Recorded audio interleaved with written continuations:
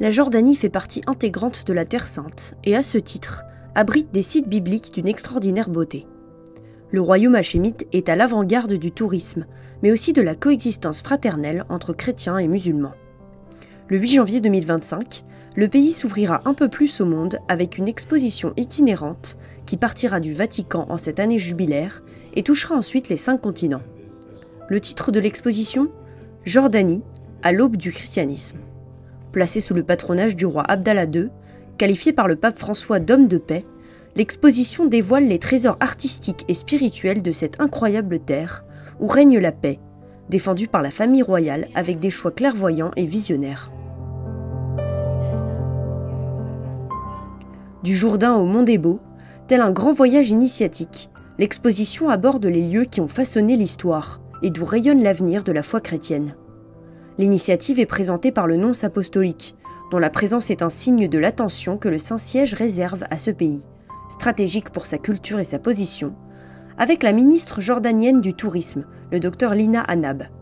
Cette dernière, avec un sens politique et une grande profondeur humaine, inscrit le projet dans la grande ambition du pays, qui est de construire une société exemplaire, ou comme elle le dit elle-même en rappelant une expression chère au premier pape à avoir visité le pays en 64, Paul VI, une civilisation de l'amour.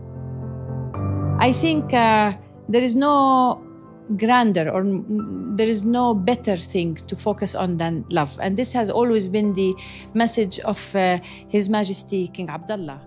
Je pense qu'il n'y a rien de plus important que l'amour. Tel a toujours été le message de Sa Majesté le roi Abdallah II.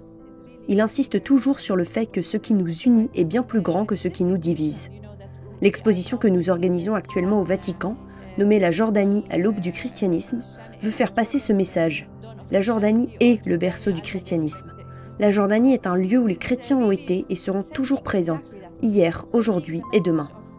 En Jordanie, nous sommes très fiers de la mosaïque dont notre société est constituée, et c'est ce qui fait notre spécificité. Continue in the past, present and future, and continue to live. It's a message that we in Jordan, we are very proud of the mosaic that our society is made of. This is what makes us special. E questo grande retaggio storico e culturale è motivo per continuare su questa linea. Ce grand héritage historique et culturel est une raison de poursuivre dans cette voie. La population du Moyen-Orient compte de nombreuses communautés chrétiennes, de sorte que le christianisme n'est pas quelque chose d'étranger au monde arabe. Le monde arabe a toujours connu la présence du christianisme. C'est aussi très important pour les populations occidentales de pouvoir comprendre ça, de pouvoir le voir concrètement, et ces pièces historiques nous y aident. Per le popolazioni occidentali che lo possano capire, lo possano vedere concretamente e questi pezzi storici ci aiutano a capire. C'est une grande opportunité pour toute l'Église que d'organiser des pèlerinages et des voyages dans ce pays sûr et libre de toute guerre.